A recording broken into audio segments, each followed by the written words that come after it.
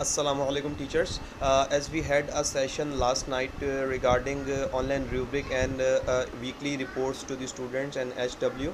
I'm recording this video so that I can re-explain everything regarding the rubric, and you can recall whenever you are working and whenever you need any help. So you can watch my this video and you can get help it from. So first of all, the link of the rubric is bit.ly/qbhsp and HW April 24, which is the date. Sorry, EPR April 24. This is the date at which we are going to send the students their first report. So in all upcoming rubrics, the remaining all the link will be same, only the date will change. So just note it down somewhere. You will open this link. You can use a mobile phone or you can use laptop, whatever you want. You can access it from any device. But I would recommend you, if you do not have a laptop, please let your in charge know about that, and uh, uh, the school will provide you the one, so that you can easily manage and you can easily monitor students progress on IXL. So this is the rubric, and you can see you there we have all the classes.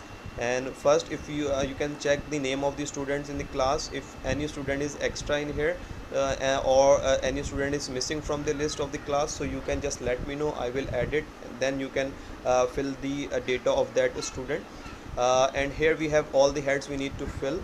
First head is of punctuality. The criteria is that we check that if the student has worked for 30 minutes in a whole day, not in a single span but in the multiple span, or in a single span. If the student has given 30 minutes on IXL within 24 hours of that day, so we will mark it as P, otherwise NA.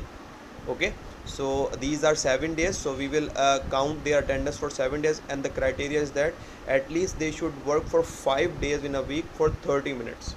Okay, so if you put A and B's, so automatically it will give rate out of 4, depending on the number of days any student has worked in that week.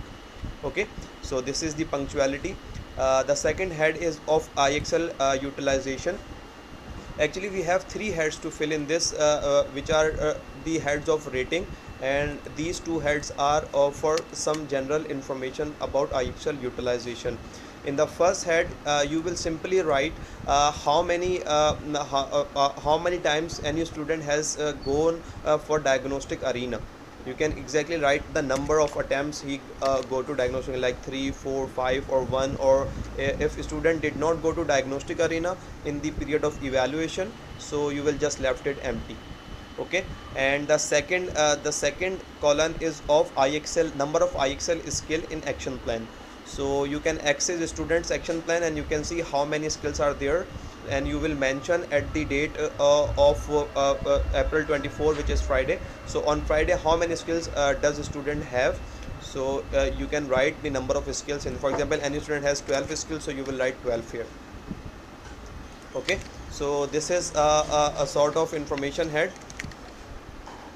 Now here in these three columns, you will rate the student according to their utilization of IXL.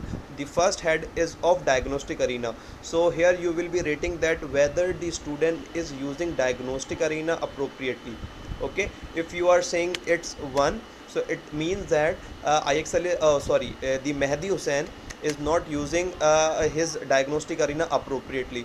There could be two possible cases, whether he is doing more diagnostic than it is required, or he is not doing diagnostic at all. Okay, both the cases are an inappropriate utilization of IXL diagnostic arena, so you will mark as 1. What is the criteria? If any student has 18 skills in here in action plan, it's mean that student has over diagnosed, right? So every student should not be having more than 10 skills in diagnostic in action plan. Okay, so if the student has so many skills in action plan, it means student is over diagnosing, and you are writing you will write 1 here, so that the same could be written in their report. Okay, if the student has appropriate number of skills less than 10 in the action plan, and student has done the diagnostic arena quite 1 or 2 times, so that's very good. And so you will write 2 over here, so we will appreciate that student is using diagnostic arena appropriately. Okay. So this is the head of diagnostic arena, and the secondly we have action plan. So what we will do, we will check at the start of the week, is at the start of the month, I say at the start of the week, sorry. You can take out the all the diagnostic action plans of all of your students. I can show you on my screen how you can do that. You will go to a diagnostic tab where you see the diagnostic levels of all of your students. Let it open. So here you can see there is an icon to print diagnostic action plan for entire class. So you will click this and you can save it in your computer or in your mobile phone somewhere, so that when you will be checking whether a student is doing diagnostic following action plan or not, so you can cross check. Like if in the start of the week student had these skills, so if student have completed these skills, so whether these skills were in action plan or not, because whenever a student will complete any skill, so it will vanish from the action plan, it will not be in the current action plan of the student. So you will have to match that skill with the previous action plan of the student. So you can download this skill. You can download it from here, and when you are evaluating whether the student is following his action plan, so you can you can match the skill he or she completed in the last week with his or her action plan, right? So and accordingly you will rate it. If the student is using his action plan mostly, so you will rate it 2, and if the student is not using his action plan and just selecting random skills or pre-kindergarten skills, so you will just rate it 1. Okay, clear? And the last thing we need to rate whether the student is trying prerequisite skills or not. When you will go to any skill on action plan, from action plan on IXL, so sorry, for every skill on IXL, you will have some step down skills like this. If a student is having this skill, solving this skill, so he has this 3D step down skills. So if a student is having problem in this skill, so definitely student have to move from this skill. But we need to check whether a student just left this skill and started any other skill, or he moved to the step down skill, which is the appropriate way. If you are struggling in any skill, you should go to step down skill. You should not leave just a skill and started any skill from the action plan or from anywhere on IXL. So this is what the head is saying, okay, whether student is utilizing prerequisite skills or step down skills or not.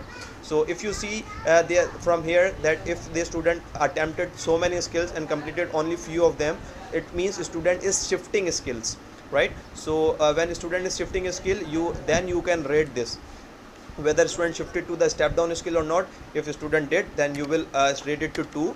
That's very appreciable that you have moved on to the step down skill. And if a student struggled in any skill and he just left and started any other skill, so you will rate it 1. And if for example if student did 10 skills, attempted 10 skills and completed all of those 10 skills, so you will have to left this cell empty, because student did not need any step down skills. So there is no need to go to a step down skill. So we cannot neither we can recommend to use a step down skill, nor we can appreciate because he did not. Okay, so you will just left it empty. Okay, so this is the heads of IXL utilization. The third we are actually referring some resources to support the students. We can refer them to solve any skill of IXL that can help a student to come up with any problem. So this is the first head. This is the referred video. If we are referring any video from YouTube, or we are recording our own video and referring to the student need based videos, so this is of that head. If you are giving them any written material or any link that is a definition or a formulas, so you can rate it this. And if you are having a proper video conference with the student or with a group of students, so you can rate it. How you will rate it? If you are doing any one of these for any particular student, so you will rate it 1 if the student is you did, but the student did not respond or did not utilize your resource, so you will rate it 1. Or if you have given the video and student has utilized and watched the video very effectively, so you will rate it 2. Okay, and if you haven't given any video, so you will just left the columns empty. Okay, so what will happen when you will write 1? So it is written in the report that you were given another resource but you did not utilize it.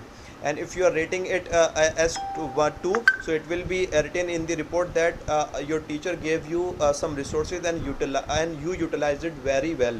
Okay, and if you are leaving it empty, so there is no comment in this regard in the report.